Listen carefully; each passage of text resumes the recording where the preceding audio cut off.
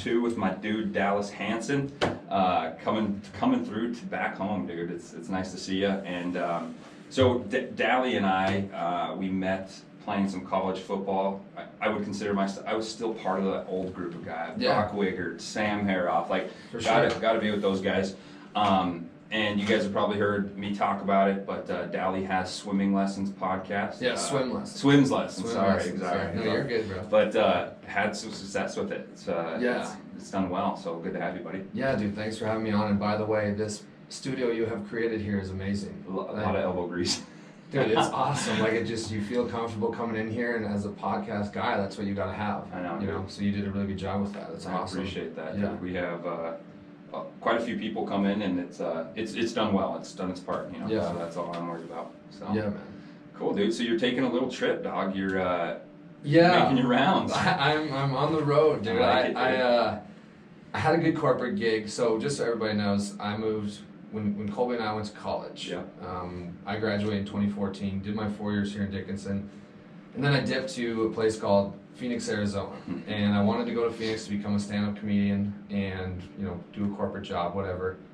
Ended up living in Scottsdale, which is about, 5 miles away from Phoenix, but good bar life. Like, you've been down there, it's fun. Oh, yeah. We'll have to talk about that. Yeah, and it's a good time. And anyways, I was just doing really well with stand-up. Was kind of catching my niche because it takes a few years. And then COVID hit. About March 10th is when I kind of noticed things were going haywire, and they shut down all the comedy stuff. And then I was still podcasting, and I had my corporate gig, but I caught myself slipping. I caught myself, they shut down the gyms, which I was going to daily, which helps with anxiety, depression. They shut down my yoga facility. I was like, oh no, what are you gonna do? So the anxiety was starting to slip back in. Depression, not so much, but the corporate job wasn't doing it for me, and I was like, Dalyss, you gotta make a change. So luckily enough for me, at the end of July-ish, at the end of July, my boss called me and said, hey Dalyss, we appreciate everything you've done for the last year and a half, but we're cutting our team from like 12 to so many. So I was like, okay, and that was good news. Yeah. Because I was looking for an avenue to get out of Scottsdale for a little bit. Like, I still have my place down there and stuff, but I wanted to get out, and so I was like, that's fine, Nate. This is good. I appreciate it. Yeah, so I got in my car. I called Tanner Leak, who I don't know if you know Tanner. Yep. So I called Tanner Leak, and he works at a place called the Buffalo Chip in Sturgis, South Dakota. And I called him, and I was like, hey man, I'm not sure with the virus and everything, but I'm healthy, and I'd like to come up there and work. I just got kind of let go. And he's like, okay, when can you come? I said, I can be there tomorrow. He says, come tomorrow. Let's go. So I put all my shit in my car and brought my podcast equipment with me and just hit the road. And I was the first time, Colby, in a long time where I was like, this feels good. Just free. You had no issues. Nothing holding me back. I don't have a girlfriend. I don't have a dog. All I have is myself, and that's the way I like to do it. So, I stopped in Denver, saw my friend Kelly Pankratz, who went to school here, and stopped in Casper, saw Lane Millay, did a podcast with him and his cousin Brett. That's cool. And then found my way to Sturgis, and some people got mad at me about it because I'm going to work a festival that right now they're frowned upon, and it was the first festival at the time, but I was kind of taking a different approach. I was looking at it from this aspect of, this is going to be historical, and it could be historically bad, but it could be historically good. Like, either way, it's going to be historical. And yeah, either way. So I was up there, man, for about 4 weeks. Like, I just got out of there. Yeah, and we were living like hippies, dude. It was insane, but I met some of the best people in my life. I met this really cool chick that I'm still talking to, it was just so weird, Colby, because I went up there not knowing what was going to happen, and it ended up saving me because I was like, what I talk about in swim lessons a lot is how people overcome like these crazy walls that they put up or that they have to get through, and anxiety filled. And it was the first time in a long time, I was just telling you before we hopped on, yesterday was one of the best days ever in the last 6 months. I was just sitting around with friends, having a good time. Wasn't drinking or anything, just sitting there enjoying their company. And it was just it's very fulfilling again in my life to see that. But I'll eventually go back down to Arizona, but everything's just so wild on the West Coast right now. It's bad, man. I have a brother that lives around Phoenix, stepbrother, and he has a kid, and doesn't have like this. It's almost similar to Denver. He doesn't have this crazy. He's not a president of a bank. He doesn't own a business. He's working he's working on the bottom of the barrel, and it's Yeah. tough, dude. And with this virus, it's completely flipped everything on its ass, dude. Right. And I enjoyed that a little bit too. And so there was some controversy with the Sturgis rally, dude. Oh, a lot yeah. of people were pissed off because, obviously, because of the virus, but it was one of the first big events in the country that actually was going on. And if people haven't been to Sturgis, or obviously everybody's heard of Sturgis, but if you've never been there, I think it was the 75th, there was either 1 or 2 million people there. There's a lot. So with them having 350,000, that's a small number, because that's what Right. they were about out this time, I heard. Yeah. 350,000 is a small number comparatively or respectively to what they had. Yeah. So, what were you doing at the chip? Just It was everything? weird, dude. So I get there 2 weeks early, 2.5 weeks early, and Tanner Leak, my good friend, we were just maintenance guys. We were just helping him like set up the stage, clean bars, do this, do that. Good honest day's work. Starts at 8 a.m. You don't get done till 6 p.m. But every day we would go. They had one. There's like some people that don't know, Buffalo Chip's about 5 miles east of Sturgis. Mhm. And it's like a separate own little entity, but there's probably at least, I don't know, 20 to 25 bars in this little place. And then there's one big bar called Big Engine Bar up the top of the hill that in the off season or when the rally isn't going, it's open. So me and Tanner would go up there every day and just have a beer to kind of wind the day down. And every day it was crazy, Colby. More people would come and you meet more cool people. And so the owner came up to me one day and he's like, Dalyss, we appreciate you coming up early, but we had a pit boss, because I was just going to bar back. So I was just going to bar back, like bring ice just when the rally was going. And Damon came up to me and he's like, hey, we had this guy back out last minute. We appreciate what you've done for us so far. You seem like an honest guy. Would you like to be a pit boss?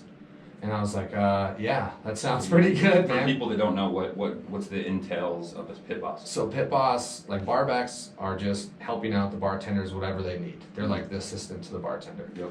Pit bosses are the boss of the bartenders, the barbacks, everybody. They like check in the girls. They have a bank on them. So like if a chick needs change, they can help them out with that. They have kind of final say in just about everything. Nice.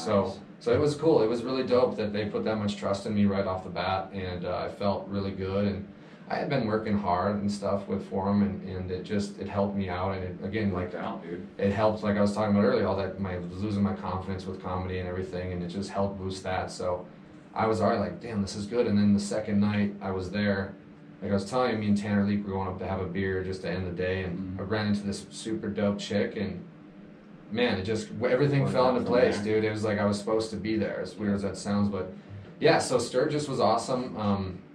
The thing with the Buffalo Chip is they make all their money off the concerts. Like they have some of the biggest names, like last year, like Kid Rock, Snoop Dogg was there. Snoop Dogg was there last year. Like, dude, they had all these great people.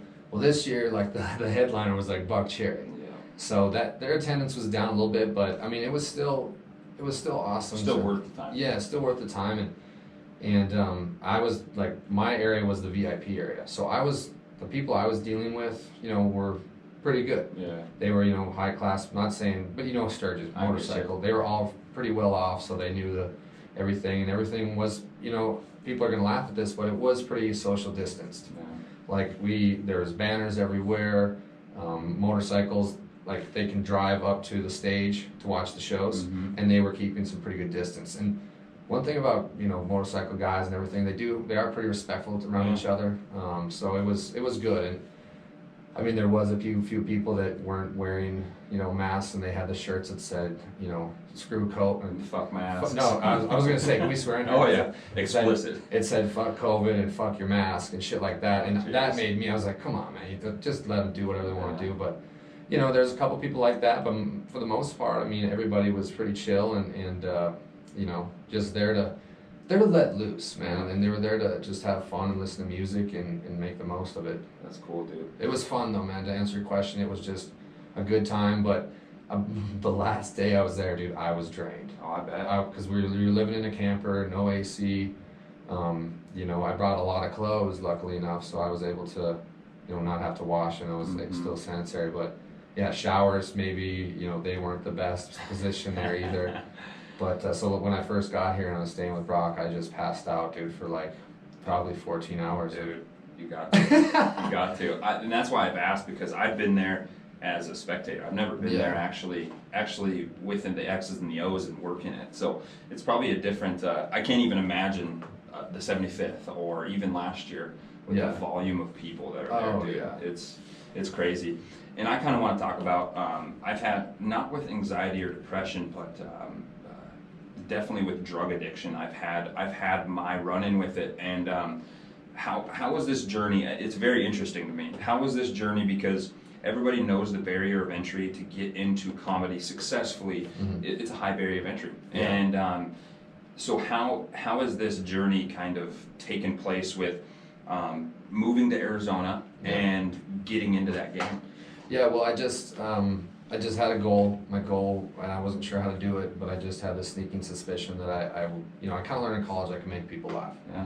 and I like to make people laugh, Shit, yeah. and I like to talk, and I was like, I'm just gonna go down there and try to wing it. And mutual friend of ours, Ty Ackelson, lined up a job with Enterprise Car Rental for me. So I was doing that, and then I just started Googling like open mics in the area, and I found a few, and I was doing them, just every other night. And then I went to one probably when I was a year or so in, and it was with Jill Kimmel, and Jill Kimmel was Jimmy Kimmel's sister, Yeah. and became friends with her, and just kind of followed her lead a little bit. She had been in the comedy game for a while, and just try to stay in touch with her as much as I can, but she's always busy, and kind of just took notes. Just kind of saw how they read the crowd, and there's just such a big difference, Colby, from being at a party to and making people laugh, and being on stage in front of 200 people, and they're waiting to hear what you have to say. And the worst part is there's like a clock inside your head, for me anyways. Mm-hmm. And if they don't laugh, and the first joke doesn't hit, and the second joke doesn't hit, that clock starts to speed up. And then the third joke doesn't hit, and then you're trying bombing, to rush. and then you're rushing, and they can tell you're not in good shape. So one thing I've really learned from it is just to remain calm no matter what, and that's helped me out through this situation. But yeah, man, I Googled open mics, and I just hit a lot of open mics. First year I lived there, I bombed so bad my first 2 times up. It took me 8 months to go back to an open mic. Really? Dude, it was so bad. And I remember at the end of my second open mic, there was this black guy sitting in the front row, and there's probably 10 other people there, and I was like, man, this went a lot better in front of my mirror. And he went, ha, motherfucker, and he's like, yeah, and I was like, oh, and I told my buddies, I'm like, I don't know if I should do this, and they're like, just keep going. And so finally I went back, and everything was starting to really click for me, before COVID, and I was doing well, and I even had a lot of cool run-ins with, like Steve-O from Jackass. Yeah. David Spade was a really unique story, because I was going to an open mic in downtown Phoenix, Mm-hmm. and across the street was this like book place and a coffee shop, and a couple of the comedians in there. I can't remember what the hell the name of the open mic was, but anyways, it doesn't matter. They're like, hey, did you hear Spade's across the street doing a book signing? And I'm like, David Spade, like Joe Dirt? And they're like, yeah. And I was like, man, I'm going to go and do my set, and then I'm going to go over there. Because that's kind of the thing you do. You do like 2 to 3 sets a night. You do your set, you leave, you go to another open mic. Oh. So anyways, I was like, I'm going to go over there, and all these other comedians are like, oh, it's just David Spade. Like, who gives a shit? I'm like, I give a shit. He's the GOAT. Seriously. So I go over there, and you had to buy a book. And this is probably, I don't know, 2.5, 3 years ago. I had maybe $300 to my name. And the book was like $40. I'm like, fuck. So I bought the book. Bit the bullet. Yeah, bit the bullet, got in line, and I get up to David Spade, and he's like, oh, I like the way your name's spelled, because my name's spelled weird, and he's like, so what are you doing? Like, what's going on? You look like flustered. And I was like, oh, I'm just across the street doing an open mic. And he's like, what? Really? I'm like, yeah, I want to become a comedian. And he's like, well, why? I'm like, oh, I just like to make people laugh. And he goes, that's why you're going to make it. And I remember driving home, like, just like almost not shaking, but just like, damn, that felt really cool to see an idol of mine and just kind of have like a maybe 3 to 4 minute interaction with him, and have not just high and by. Yeah, and he was, kudos to David, because he just he made it for me. Like, that's continually pushed me to start this podcast. Just those words that he said to me that evening. So yeah, dude, I think that sets a precedent and is the gold standard in any profession, especially self-employed or building a brand. Like, if you don't, and I said this on a podcast, I think 4 or 5 weeks ago. Yeah. I had Bryce Meredith ask me, and he's like, what keeps you going when you have to train a client at 4:30? What keeps you going when you're done at 8? Mm-hmm. And I said, 2 years into the industry, I've had my successes. I was all conference as an outside linebacker. I was all this stuff. I was a coach, a good lifter, whatever. And I said about a year and a half to 2 years into the industry, I realized that I didn't give a shit about what I was doing. If I saw a client or an athlete PR, or if I can see a little bit more confidence in them, that's the stuff that I live for, you know? And so like, if you're deeply rooted in something that is not superficial in what you're wanting to do, I think that's perfect, because the basis of comedy is presenting and giving a feeling to somebody else. You're a drug dealer, you know, you're giving this, you're eliciting this response in somebody, and it's really cool to see somebody in their trade like that, because you came from Crosby, Dickinson, and just went for it, you know, and you don't get that a lot of times. You get people that, I'm from Dickinson, I'm gonna work at my dad's shop, you know how it is. You know, so it's cool to see somebody just jump in. I like that. Well, feet to the fire. I mean, that's what I live by, and I had a lot of motivation, let's just put it that way. Things that happened to me in college, you know, I loved football, loved meeting all my friends.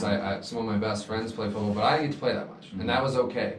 But it taught me a really valuable lesson that, you know, you don't just get it. You don't just, it's gotta be earned, it's gotta be done. And another thing that pissed me off was, I won't name the name of the teacher, but I was trying to become a physical education teacher. And this one day, this instructor, he'll remain nameless, but he comes up to me and he goes, "Why the fuck are you in here?" And I was like, "What do you mean?" He goes, "You're never gonna make it." He's like, "I don't know what you're gonna do in your life, but you'll never make it." Literally word for word, I promise, I'll bring that to my grave. He's like, "You're just not gonna make it. You're just not gonna do it." And I'm like, "What do you mean?" He's like, "You're just not gonna do it. You should drop this class." And I remember hearing that, and I was like, he's right. I should be in Phoenix becoming a stand-up comic, and I'll prove it to this guy, you know, whenever I do make it, or whatever I end up making, whatever I become successful with. And that really fueled me, not to lie to you, Colby, that really fueled me to move to Phoenix, because I'm like, man, it'd be so easy just to go back to Crosby and farm with my dad, and not saying stable, comfortable. Not saying there's anything wrong with that for friends or family that like that lifestyle, but it's not for me, because I always knew deep down, if I didn't try this, I would live a life very much full of regret. And so it wasn't, people, I appreciate you saying that to me, but it wasn't that hard for me. It wasn't that hard. I was like, I'm just gonna do it. I'm gonna go down there. There wasn't a plan B. There wasn't a plan B, dude, and there was just listening. I could hear that guy's name every time, you know, I didn't want to go to an open mic, or I didn't want to write, and I didn't want to think about comedy. I could just hear that, you know, you're never gonna make it. You're never gonna, pretty much saying, you know, you're a piece of shit. You won't make it. But maybe that was his end game. Maybe that's what he wanted me to feel, and, you know, pressure. So I did graduate college, by the way, just with exercise science. But because I told one of the professors that you know, Professor Leno, he wasn't the guy who said that, was a different guy. I love Professor Leno. Leno is one of my favorite human beings of all time, and I told him the conversation I had previously with this gentleman who told me that, and he's like, "Fuck him." He's like, "Do what you want to do, you're right." And so I told him, like, "Well, when can I graduate?" And he's like, "You can graduate by December." And this is right after football was over, because I love exercise and exercise science, so I had done all my classes with Leno. And he's like, "You can graduate this Christmas with just an exercise science degree and a minor in coaching." I'm like, "Let's do it." Get out of here. And so I remember just it was a very similar feeling to what I just told you about leaving Scottsdale. But when I was leaving Dickinson to go down to Phoenix, it was probably, you know, you want to talk about drugs and drug addiction. My feeling is the thought and the euphoric feeling you get when you know you're supposed to be doing something, you're doing it, is the best feeling. And that's what I got when I left. Dude, that's what saved me. I talked about it with one of my old pastors on here, Tyler Dewin, and oh, I know Tyler. Yeah, dude. He didn't he used to do the Dickinson FCA? Yeah, dude. Yeah, we would go on the 50-yard line. Kaler, Seth, Meyer, all of us. And long story short, he had a huge run-in. He was a meth head for 13 years. Really? Not a lot of people. You would never guess that. No, dude. He's so rooted in religion and the faith of Christianity. But long story short, we reached out to each other, and we just had this very common thing, and it was drug addiction. Mine was to start with all my shoulder surgeries. So I had all these shoulder surgeries. My last 2 surgeries I've done them without any meds, because I was in a dark place. And I've told people on here, it didn't stop at pain meds. It got to the worst things. And so that's what saved me, dude, because for some reason there was always something else. So I would like, oh yeah, I'm gonna get trashed, but I want to perform on the football field, but I want to train like this. And so that commonality was always physical exertion. Was doing something, because humans need social interaction, we need shelter, and we need physical exertion. You know, we need that to live. And so that's what saved me. That's my new drug. I'm obviously, I do this for a living, so I'm not going to be a fat slob doing it, you know. And that's what I truly enjoy. And so I get it through my training, and then it caps off with all my clients. Yeah, it's a cool feeling, man. It's gotta be a cool feeling. Yeah. And by the way, everybody listening needs to come check this place out, because Colby and his team have absolutely killed it, and it's amazing in here. And next time I'm in Dickinson, dude, I'll for sure come through and do a session with you when you're all set up. Yeah, man, it's been a crazy, weird journey, a very weird time as a 26-year-old to own your own business. Oh my God. With COVID, and we had a scare. It didn't happen here because it's too small, but it happened in Arizona, Salt Lake, Minneapolis, but we're riding. And we're right downtown Dickinson with 30 feet of glass. You know? So it's that would have sucked. Yeah, dude, it's a crazy time. But that's just the riding in Phoenix, from what I saw and firsthand. Right away, good intentions, and then the wrong things got brought in, and a lot of people just started looting, and then it got good again. So, but the big thing was that I found out is everybody had been in their house in Phoenix, cooped up, no gym, no nothing, no sports, and they're just waiting to do something, you know, like, let's get out, let's do this. And then that just, we're gonna ride. Okay, boom, boom. And then it all just went to haywire. But yeah, that would have sucked for you, man. I can't even imagine we're in small town North Dakota, dude. I can't imagine the experience with COVID in a bigger city like that. It's crazy, because I mean, you got Scottsdale, you got Phoenix, you got all these big places that it's been wild. It's scary, man. It really is, and I don't, you know, I'm a very emotional guy. I wear my heart on my sleeve, and you know, just being down there with no family. Luckily for me, I've been down there for 5 years, so I have a lot of good friends. But still, you know, it was weird. And I live with two other guys in a really nice townhome in Old Town Scottsdale when my friends bought it. And every day we would just sit on the roof and just talk to each other and talk each other off the hill, and just be like, hey man, it's gonna work out.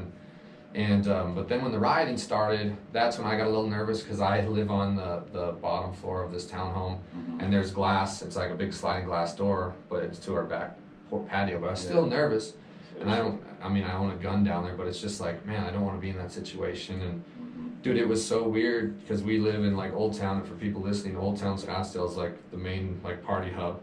So that's where a lot of the rioting was going on, and just hearing people chant throughout the night, you know, and you know, you'd hear like a garbage can get tossed over or whatever, and you know, it was kind of nerve-wracking, but at the same time, I knew, you know, what was going on even in Phoenix with the cops and stuff. This guy named Sheriff Joe was just a terrible, terrible person, and yeah, I knew there was a good meaning behind it, but yeah, dude, it was super scary, and COVID's still scary down there, man. It's one of the biggest hotspots. Oh, dude, and like I was telling you before we went live, Karen Feldman, one of my greatest friends, owned this really cool yoga studio, and I listened to that podcast. Yeah, dude, she had to shut it down, and you know, I'll be honest, it changed my life so much for the better, because instead of going to a bar at 4:30 or you know whatever, I would go do yoga. I would go do hot yoga, get a very good workout in. I was in one of the best shapes of my life probably before COVID. Now you look at me and I, you know, kind of gained a little weight, which is fine, but. Yeah, Karen had this, and I was even going to get my certification for YTT to instruct at her studio, and then you know she just gone. It wasn't financially for her.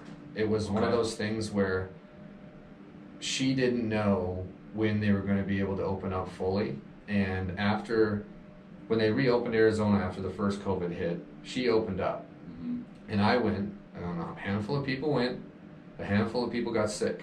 Luckily for me, I didn't get sick, but some people did. And some people, the backlash that she got was not good, and it affected her. And so finally she was just like, you know, I'm like, I think she's late 50s, but she's like, I'm late 50s and I'm not gonna deal with this. I'm gonna, I've made enough money. I can sell this place. Me and my husband can go travel, and that's what they're gonna do. Dang. And I talked to her on the phone. I'm like, Karen, what can we do to try to save it? She's like, it's not worth saving right now. There's just too much.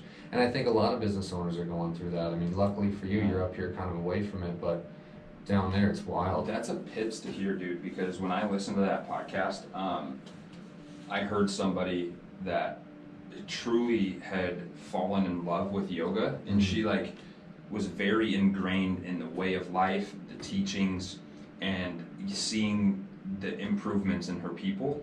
I don't know, I don't know, it just kind of, it was a different vibe when I listened to hers. It was really cool to hear somebody that had so much roller coasters with it and has done well and had this really sweet studio. And then I'm relieved to hear that it's not financial that she's shutting down, because then that's a very negative end game. So it's very good that at least she's getting to do something that she enjoys with her husband, but people don't see the ripple effect that it affects other people. You do firsthand, and that's what I have a few buddies that own gyms in Seattle. Oh wow! And so their governor and local mayors came on and said, hey, I think it's obviously a blue state.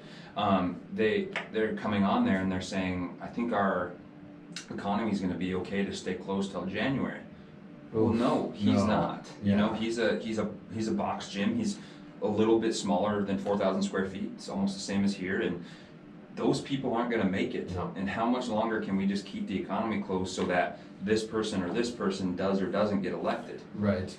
It's sad. It's sad, man, and it's unfortunately what I've seen is a lot of political stuff too, and I don't know, man. It's weird to me because I have a friend that lives in LA, because I was going to move to LA in Christmas, but that's no longer an option.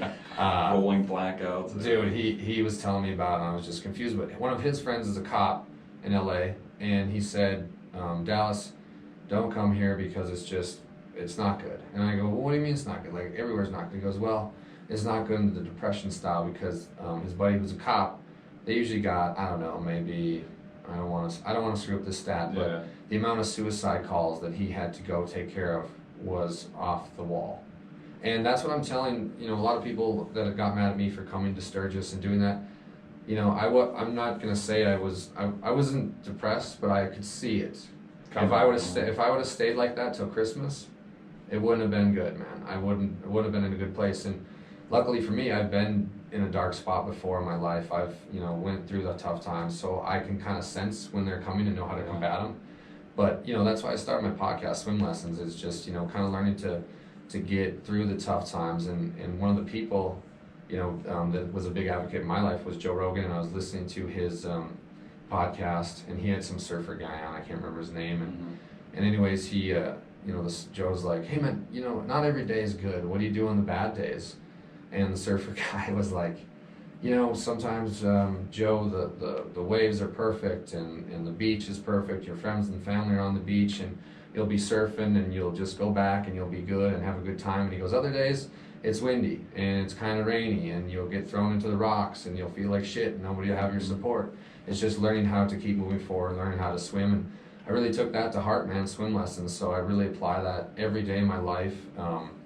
But yeah, to go back, I kind of circled around there, but to go back, I combat anxiety with yoga. I combat anxiety with the gym. So when those got taken away, just like everybody around the world, you're going to coop all these people up for so long. And I get it. The first few months, I was totally down. I was social distancing, everything. But eventually, man, a lot of people are going to just lose it. And they're going to get sick, and they're going to be out of shape. They're going to be shitty.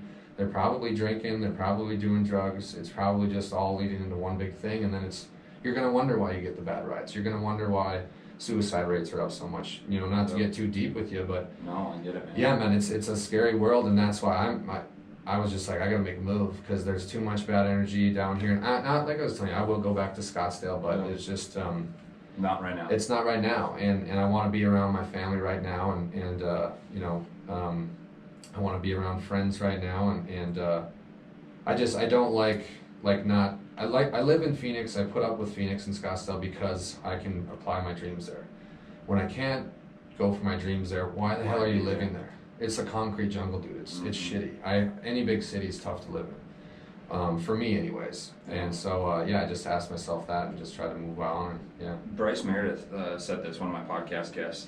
He was saying, like, everybody has their spot, but he said, what makes a place the place or a great place? And he said, it's the people. Yeah. You know, like, Wow. if you don't have the opportunity to be there doing what you love with the people you love, why are you there? You Right. know? And so, getting back to kind of your swim lesson stuff, I came to this realization, and it sounds so simple, but if we can try to not have these huge emotional responses to stuff, you know? So when we shut down the gym, it was March 19th, we had our group text and we said, hey, do we need to shut this down? And I was very reluctant. I was like, right. We're okay here, we can do one-on-ones, X, Y, and Z. And I really found out, I got a note card after that and I wrote down shit I can do while I'm not working. Right. There was a ton, you know? Yeah. And so that stuff got done, but what I'm getting back to is just like the swim lessons, just like finding good waves, bad days, good days, whatever it is. If you look at every failure, and this sounds so simple, but if you look at every single failure, and once you're over the emotional response, just look at it as an opportunity, dude, it's changed me. It's completely changed me because, hey, this is one of our biggest ones. Hey, we got shut down. We don't have group. We don't have one-on-ones. We don't have anything. We're a pretty successful gym going to zero revenue for 2 months. Okay, well, let's adapt. We got our online software, and now we're shoving software out all over the world. Yeah. You know, so shoving this training all over the world, and it's like, it's going to make business owners more creative. It's going to do all this stuff, but just look at these opportunities, these failures as opportunities, and it changes the outlook that you're looking at, man. Oh my God, you killed that, Kobe. Yeah, that's true. And I mean, that's one thing, you know, that you can for sure look at and look at it through that avenue, which I think is good for people. But I was never a big reader, and all of a sudden now I'm reading, you know, a book damn near every 2 weeks, and just really like that. And my podcast, I've really focused on that, you know, before it was a busy life before, you know, I would work 8 to 4 usually, and then I'd do yoga from 4:30 to 5:30, and then I would go from, like, grab something to eat, and then 7 o'clock open mic started. I would probably go from open mic maybe 7 to 9. And that wasn't every day, but it was usually what I try to do. And I mean, now with everything shut down, I was able to really focus on this podcast, and right away, you know, I would do podcasts and I would, you know, focus on them, but it was something that I was like, if it works, it works. Now I'm like, people need to hear, anxiety-ridden people are, you know, going through the roof, and rather than just going, and I'm not saying, you know, people that want to go get help shouldn't go get help. I'm not saying that. But I myself, you mentioned pills earlier, I've never gotten too big into pills, but I know a lot of people that have, and it's scary, and I don't want to just, you know, take a Xanax and be like, okay, I'm good. That's not the way I want to do it, because that same problem is going to be there tomorrow, and then I'll find a different way to do it negatively, rather than I just like to talk about it, or talk to people like you, or like Karen Feldman, the yoga instructor, and how they combat things, and how they, you know, go through their day and get through those tough times. So when it does come up, if somebody's listening that can take a snippet from it and apply it to their life, that's fine. That is what the podcast is all about. I think we both started it from definitely a need that we saw in ourselves a little bit, you know, like want to reach out to people, like positively or negatively. If you're looking at like Gary Vee, the great entrepreneur, he talks about just go talk to the people that have done what you want to do. Just go talk to them. You had an opportunity to talk to David Spade, you're like, son of a bitch, I gotta talk to him. And it changed what you were doing. And on the opposite end of things, if you've been anxiety-ridden, depression-ridden, talk to Dalyss, talk to people that you know. If you've gone through addiction and are in addiction right now and you're wanting to change, talk to me, talk to these people. And I think it's really cool that it's almost that paradigm where you want to be that coach that you never had, you know, and that's how I kind of look at it. It's we've both, I hope that we both can even help one or two people. And getting back to the podcast, I think we're both very very good at it. We enjoy it. having long form discussion.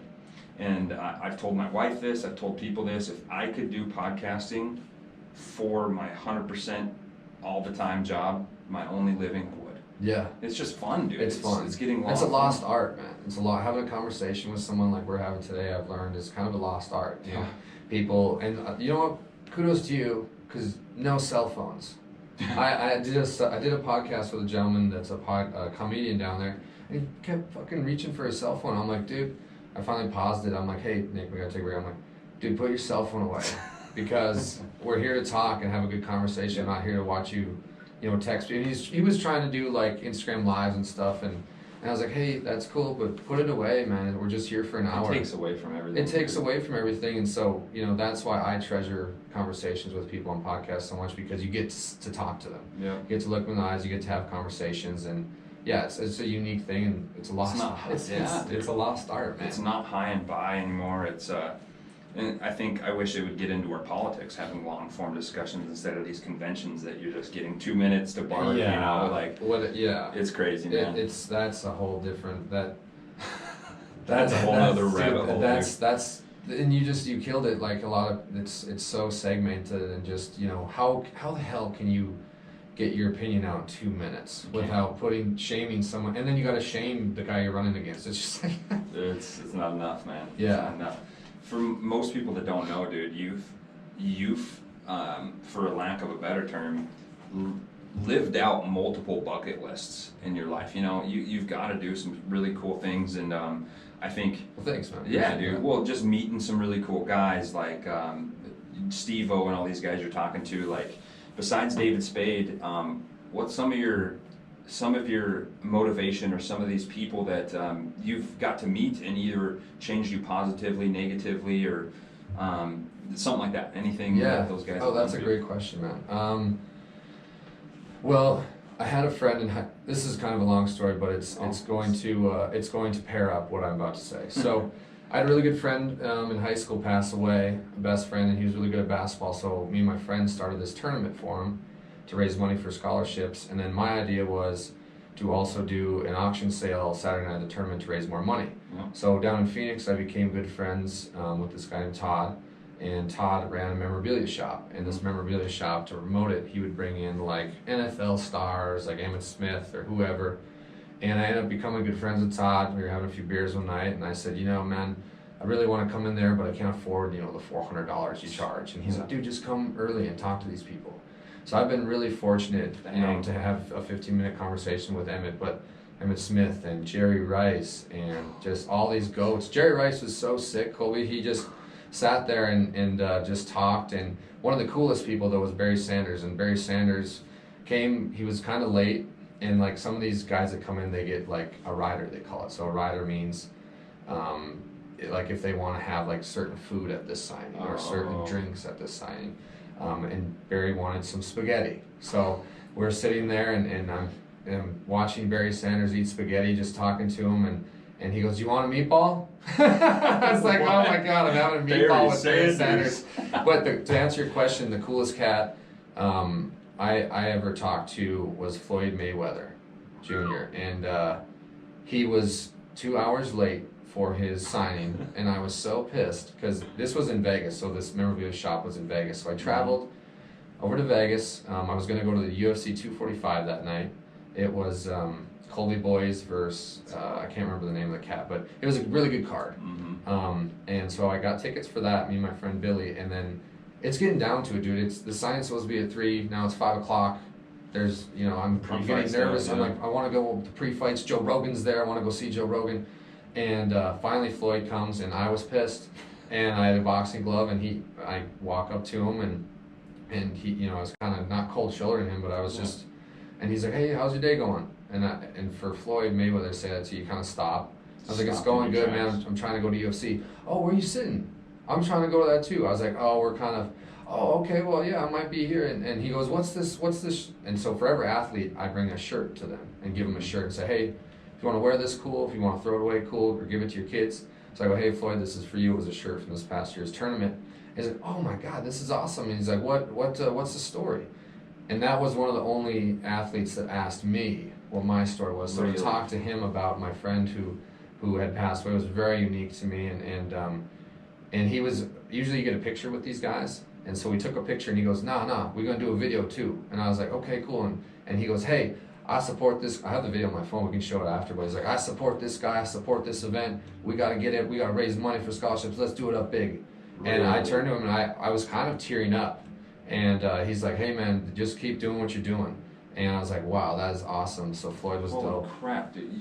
Looking from the outside though, his stigma, you wouldn't think You he wouldn't would think be that guy. And that's why I was pissed. And that just kind of goes, you can't judge a person by their social media. 2 hours late. You're 2 hours late, you talk shit on social media all the time. He's always on his social media posts with girls and shit like that. I would have never guessed in a million years he would have been the only athlete to sit down and be like, talk to me. That's really cool, man. So yeah, that was the best, Floyd. But the David Spade thing was great. Emmett Smith, I've been to 3 of his signings. He was very, very, very down to earth. I bet, dude. Jerry Rice was cool. Just a lot of those guys that I looked up to, and I know you as a football player looked up to. They're just like us, man. They just trying to get through life. They have anxiety too, and they're just unique people. And I don't know, I want to ask you about this too, because I get this feeling, like I told you, I have friends in Pocatello, Idaho, Seattle. My sister owns a gym in Wyoming, and I have all this network of friends and family that own gyms and do their thing. And Joe talks about this sometimes, but like, he's on these sets with the best comedians in the world. He's making millions of dollars, and sometimes he looks at himself as an imposter. Yeah. And it's so hard as a human because we're always so forwardly focused, but just we're on that journey. We're on the same journey that Floyd Mayweather's on. We're on the same journey as Emmett Smith, and it's hard not to look at yourself as an imposter, And it's like even with the podcasting realm now, obviously you can make a bigger splash doing podcasting than most things. Yeah. But it's very diluted. There's so many people doing it. Right. So not looking at yourself as an imposter. And when I came and visited on my spring break and we got to meet up in Tempe, man, that was good. I got to meet. I went to the next day, hung over as shit, dude, and it was bad. And I went to. It was the year after the Cubs won the national the title. Yep. And so I watched White Sox Cubs, and I'm sitting in, it's 105 heat, I'm hungover, I'm trying to slam beers, I should have probably just been having water. But Bo Jackson throws out the first pitch. Oh, wow. And then Bo Jackson, I was like, oh man, maybe I should go act like I'm getting a beer, like go over there. Yeah. And he starts coming straight up the aisle that I'm sitting at. I'm sitting in the aisle seat, and I have a video of it. And I yell out like, Bo! And then he like turns around, shakes my hand, and I have the most pussy laugh you've ever heard. And like, dude, I was just giddy, and I got to talk to him, and he's like, have you seen better days, man? Like, you all right? And I'm really hungover, Bo, but like, what, you just made my day. And like, shook my hand, and his security kept on trying to like kind of urge him to keep going, and he's just like, hey, wait. He's like, well, where are you from? And that's the cool stuff that, like you watch that 30 for 30, Bonos, and stuff like that. It's really cool to see those people and know that you're not just this imposter. Yeah. We're all living this same crazy fucking race, man. Oh yeah. And it's cool to see. No, you're spot on with that. It's good because I've met some shitty people too. Like 100%. Deion Sanders wasn't the nicest. Not saying he's a shitty person all the time, but maybe he's having an off day. And Deion wasn't the nicest, but a lot of those guys are the same. But you also got to understand there's pressure from, like you were saying, security guards or the manager. Hey, hurry up! Millions of people talking to him. You got millions of people. Hey, can I get a picture? And a picture there. Another cool one was Brian Urlacher. Brian Urlacher was dope. No way, dude. So I gave him this is funny. He's one of my dudes. I gave him a t-shirt and I brought an XL, and Brian's needs like a double. Yeah. And I only had an XL on me, and I gave it to him, and he's like, we're talking, whatever, and then he puts the shirt up like this, like puts it up against his chest, he's like, think this'll fit, man? I'm like, I don't know. He's like, it'll be a cutoff, thanks again. And then he walked away. I was like, let's go. So he's always in Arizona. I think he's got a place in Scottsdale, because on his social media, he's always out golfing, and Scottsdale's got a lot of beautiful golf courses, and yeah, dude. But the guy, until I meet him, I can't die. is Post Malone. Post Malone to me is like my favorite human being of all time. Very interesting, dude. Because I've seen him 3 times, and this girl I was dating at the time, for New Year's, Post Malone, Migos, Lil Yachty, and Young Thug were all going to be in Denver at Red Rocks. And she's like, and the Chiefs were playing. I'm a diehard Kansas City Chiefs fan. Shout out Chiefs. They were playing the next day. They were playing Denver. And she's like, let's go, you know, you're a big Post. Because I knew Posty back in like SoundCloud days. Yeah. And so I was like, yeah, I'm down. So I flew into Denver from Phoenix. We had a great time, and it snowed really heavy that night, so I moved it to an to like a convention center. Mm-hmm. And everybody came up. Then Post Malone counted down New Year's, killed it. And then the next day, the Chiefs were already in the playoffs, and Alex Smith was the quarterback. And they decided to bench Alex Smith, and they gave Patrick Mahomes his first ever start. So to see Pat's first start was big to me. And then I'm a nerd, so I wanted to go to the game super early, about an hour and a half early. And they're warming up, and Travis Kelce, another favorite player of mine, he's running by, and I'm like, T-Kells, we're going to beat the shit out of these Broncos. Like, he stops, turns around, hands me his glove, and it's so sick. I still have it to this day. The inside of his glove says Killa Trav, number 87. And this is how fucked up people can be. I grabbed this glove. You know, me and my girlfriend at the time were having a great time. I turn around and this girl goes, you know, my son would really want that glove. Would you be willing to part ways with it? Hell no. And I go, I'm not willing to part ways with it, no. And I walked away like, what are you talking about? No, and first off, where's your son? It wasn't like the son was almost going to get it and then barely snatched it away. Yeah, Travis Kelce went up to me and handed, I was wearing his jersey. I was, you know, feeling good. I had half my face painted red, half yellow. Like, let's go, dude. I was a legit fan, and it was just like, what are you talking about, lady? First off, where's your Chiefs gear? You're not wearing any Chiefs gear. Probably had a fucking Broncos hat on. I don't know. I didn't pay attention. Like, no, I'm not willing to part ways. No. Oh, man. But yeah, man, it's been a wild ride, dude. It's just a lot of fun, and Posty would be sweet, dude. Oh my god, dude. Very interesting. I never got the tattoo thing. Like, he's covered in tattoos and like on his face. But this chick that I met, who I'm kind of into, she has her fair share of tattoos. And now I kind of see it, and now I kind of realize, and I'm going to eventually get a few. Yeah. Sorry, Mom. But, yeah, I never liked tattoos, but now I really like them. I don't know if it was being in Sturgis or just kind of the way my life's going, but... You've got quite a few. I just got I've had my chest covered. I already have, so I have a half sleeve, and I'm just going to be working all the way down. I just got this one. Yeah, I just got this one. Whoa. Put on there a few weeks ago, so it'll go down. My wife says I can't touch my left arm. She just wants that one left arm. Well, that's the way I would do it. I would do one side. That's all I have. That's a good way to do it. I got Discipline Equals Freedom, Jocko Willink. Got the lion, and then every single one that I've done is actually, besides the lion, is a picture that I've taken because I wanted everything I had that nobody else had. I don't want anything else. So got the Bighorn Mountains right by Worland, and I actually have the Tetons up in Jackson Hole. Ooh. And then so I got coordinates. I got Dickinson, and more specifically the BAC is the coordinates on there. Really, dude, that's awesome. Yeah, and then I got Worland, Wyoming, my back hometown. So I got two longitude, latitude things on there, and it's... Can I ask you a question? What's up? On your podcast? Yeah. So because you're married now, right? When was the time that you knew that your wife was the one?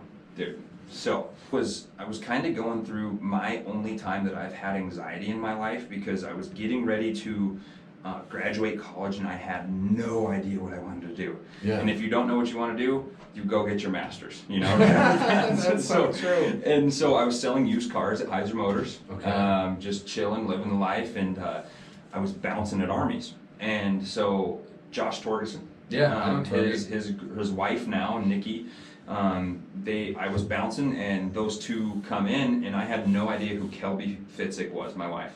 I had no idea who this was. And Josh and Nikki come in, and Nikki is just smashed, and Josh is not. And so they walk in, and she's like, you have to talk to my friend, like, you guys will be perfect. And I was like, give me your ID and get moving, like, let's go. Armies is popping, you know? And so, long story short, I end up texting her. Oh. And I said, hey, your crazy ass friend gave me your number, like, what's going on? And at that time, I think the best thing, and it's kind of similar to what you just said in Sturgis, I think the best thing is you were focused, well, I was focused on finishing football, finishing school, and doing what I wanted to do. Yeah. You're focused on podcasting, comedy, and being with the people that you love. Yeah. You know, so Yeah. you weren't focused on that person, and so she had already know who I was. She had already stalked me on Facebook. Her sister had already saw me at the gym, didn't know who she was, and the first night I was actually getting this tattoo on the inside right here, and we were gonna meet at Armies. Okay. And so first night, the next weekend after I texted her, I go there, and we didn't have one drink. We sat at the top tables at Armies and talked for 3.5 hours. Wow. And at that time, and you could ask Rob Nalawaya, you can ask Bryce Kilbeck, all these guys, I said, and this could have been within like a week or two of me, maybe a month, maybe, but I said, I'm gonna marry her. Like, I'm gonna marry her for sure. And I think the things where it clicked was we had this long form discussion, never met each other, weren't smashed, Right. and we just it was a great feeling. And so I had been in other relationships, only 2 in my entire life, and so I knew right away that she was the one, just because how she carried herself and the discussions we had and the feeling that we both had. You know, I think you 100%. It's a very fine line, and right away, dude. It's a cool feeling, man. Oh, so, I bet, dude. Since then, we've been doing well. We went to Rome. Well, excuse me, we went to all over Europe. So we went Germany, Switzerland, Italy. So like Sorrento, Naples, Rome for a honeymoon, and it was just great, dude. Oh, I bet. It was a lot of fun. That's awesome story. Thanks for sharing. Yeah, that dude. was dope. It was cool. I have a question for you too. What's up? I asked everybody this, and then I try to give maybe a little bit different answer of myself Okay. each time.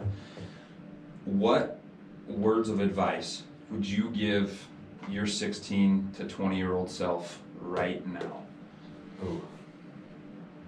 Don't do it. No, just kidding. No, 16 to 20. Colby, you might not.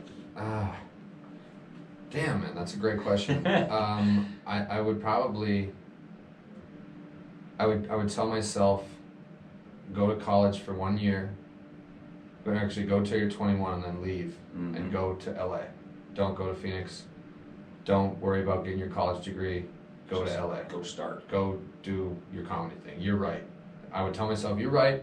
Because you had those second guesses in your head all the time. Oh yeah, and then but I also had a lot of outside sources saying, oh, you need your college degree, you need to do this, you need to do that. And looking back on it now, yeah, it's nice to have, but I wasted a lot of time.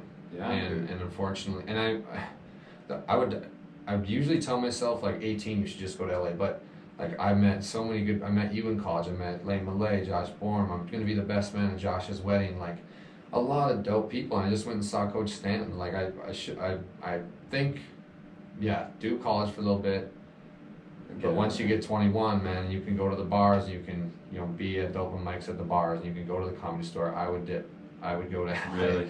I would tell myself, yeah, that's a great question. Holy shit, how did you think of that? I was just, I was kind of just brainstorming in my head, because I didn't know what I wanted to tell myself, because at that time, if we say 20 or even 18, I was very lost in drugs, I was very lost in all this stuff, but I had this double persona that You were lost in drugs? I didn't know that. bad. Damn. And this is what I was talking about. So I even end of high school, senior year, into college, I was clean for an entire year going into college. I won the spot over Patrick Sweeney as a true freshman. I remember. Was playing and all this stuff, but and then I had another surgery, and that's where it piled on. And so I had adrenaline rush from living 2 lives. I was this true freshman football player playing at a college level, but then I wanted to fulfill this empty hole that I had inside myself. And it's getting soft talking about it, but I had an empty hole that needed to be filled. I didn't feel loved, so it was going to be filled. Yeah. And so what I would tell myself at that time now is just slow down, because how my brain is I chase one next feeling, to the next football game, whatever it is, the next party after the football game, the next spurt, you know, like slow down and enjoy those moments, because now, like both you and I know, like we're in this ever-changing, ever-evolving, crazy-ass world that we're just we're just seatbelting in and we're just going for the ride. And unfortunately, those times are over. Yeah, dude. They're And over. we look at, and I think you hit it on the head, we look at our college days as the best days of our lives because of the people, because of singing our victory song naked in the shower. God, like, that was so much fun, dude. Dude. Fuck me up, bro. That goddamn, bro. You're fucking me up, dude. Yeah, that was, dude. It's after- those things, man. Slow down and enjoy them. That's so true. Slow down and enjoy them, because, man, I got friends in low places, man. I have to disagree with you on one thing, though. I love it. When you said the best days of your life, because I think the older we get, and there's so many of my friends that are scared to turn 30. I'm 28.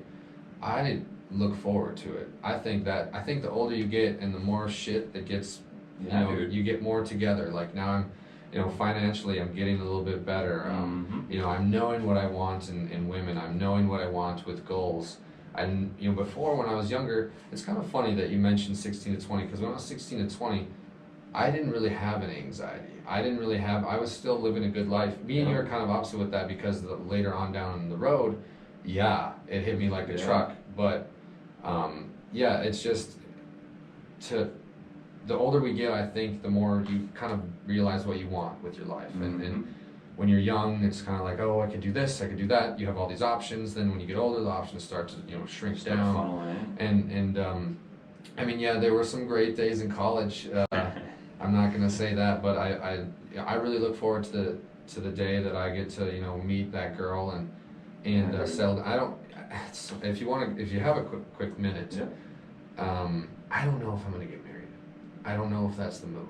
Really? I definitely want to be with someone forever, but I don't think I want to get married. I think it's just something. It's just so weird. I was talking to some people about this. I even listened to a bunch of podcasts about what people thought about it. It's just it's weird to me. I don't care if I love weddings. I've been the best man in one. You've officiated some. I've officiated 6 of them. I'm officiating one on the September 12th for my cousin. Go. But that'll be my last one, dude. I'm retiring after that. You can't drink, you can't be hungover. It sucks. But dude, I don't know, Colby. It's a weird feeling, because I don't, and I know it's not because I've been burned by other girls and shit. That's not it. It's just like I'm a free-spirited cat, dude. I just like to go and go and go and go and. I get that, dude. You wanna, I think, and this sounds very selfish, even from a married man. We're gonna have kids down the road and stuff, but if you're truly like just 100% wanting to get started and jumping into your passion,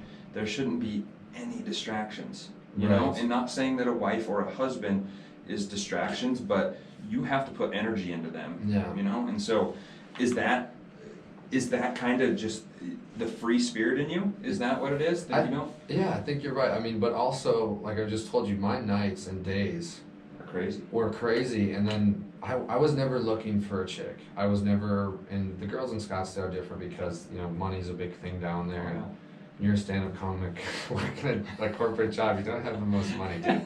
And that's okay with me. But I have enough to pay rent and live live an okay lifestyle. But anyways, what were we saying? Free spirit. Yeah, just not wanting to get tied down to that marriage. Oh, is that why? Is that the feeling why? Because you want to have that free spiritedness? Yeah, I think so, but I still. Oh yeah, I remember what I was getting back to. Sorry. You're good. Coming from Sturgis, haven't slept the most. But no, dude, I think the thing was I was so busy. I didn't have time to date. Like I would go on dates with chicks, and one of my best friends, Phil, he's my roommate. We talk about this all the time, and he's like, I just don't have time, and I'm like, I don't have time either. Then COVID hit, and you ain't got time, bro. You got lots of time. So I went up to Sturgis not looking for anything, and I ended up meeting someone really cool. That's sweet. And then for the first time in a long time, I felt, feel good. I think that's that feeling. That's that, not saying like, hey, you're going to marry her, but it happened for a reason. You got, they furloughed or got rid of and made this team smaller. You went to Sturgis, and it was meant to happen, I think. You just kind of fall into that type of shit, man. You don't. That's exactly what happened to me. Yeah, like you were saying earlier, I wasn't going up there, I gotta find a girl, I gotta do this, I wanna, have sex with these many girls. And it wasn't for me, it wasn't that. I was going there to find myself, to work hard, Make and some money. make some money in podcast. Like, and that's what I did, and then this crazy scenario hit me, and it was just awesome, and we'll see what happens. Yeah, man. Not saying anything will happen, but yeah, dude, it's just for the first time in a long time I'm excited, and I'm not excited about something myself. Yeah. Like you just said, selfish, and I am probably one of the most selfish people of all time. I don't care, like, if you want to go to a bar and I want to go to a different bar, cool, man, you go to that bar, I'm going to this bar. Yep. You know, it's Wow. like that, and I don't know, man, it's, and when I was talking about marriage to you, that's kind of why I wanted to ask you that question. And you nailed it, because it's just, you get this crazy feeling. So yeah, man, it's exciting. I appreciate it, man. I appreciate it. So what's just to wrap this up? What's up next for Dally? Because I mean, obviously gonna go help the fam with harvest. Yeah, so it's my dad's last year farming, so Oh, really? yeah, it'll be kind of cool to help him close out. And he's gonna rent out the land, and then him and my mom are gonna retire because they're getting older. Dude, that's And, awesome. That's so- the American dream right there. Dude, it'll be kind of a full circle moment for us. And I hate farm. I don't hate farming, but I'm not a biggest fan of it. Yeah. So but I'm gonna go up there and just podcast with some people around the community, and yeah, I brought all my equipment with, and Cool, dude. is it cool if I do a quick plug? Let's do it. Yeah, dog. so you Let's can do it. find swim lessons on Spotify, Apple, YouTube, swim lessons, and then my name's Dalyss. Spotify too. Yep, Spotify Awesome. too, and it's just it's a fun, honest, trustworthy podcast that you know I love to do, and the people we got coming on lately are, some of them are Legit. funny, Colby, and then some of them are like wellness, like how to treat your body right and Mhm. stuff like that. I prefer the funny stuff, but I know in life you gotta have the best of both. So And people attract to both. yeah, You and you know, it's just something I take great pride in, because it's, you know, kind of been my baby, and you know, I know it was, you know how it is, dude, when you're only getting like 20 to 30 downloads when you first start, and then all of a sudden, you know, I was lucky enough, I made some connections, got Xavier Williams on there, who's a Super Bowl champion for the Chiefs. All of a sudden you get 600 downloads, 700 Going downloads. quick.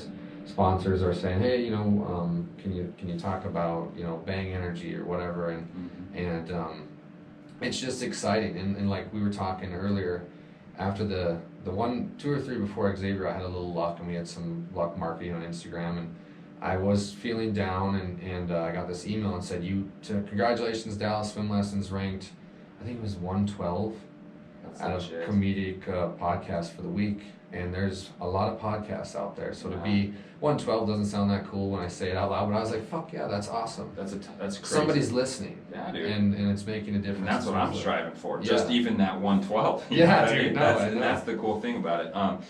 I think people that are listening to this right now, if you realize kind of the open-endedness, the wearing our heart on our sleeve, the talking about vulnerable stuff, that's what you're going to get from the swim lessons, and that's what I've gotten from it.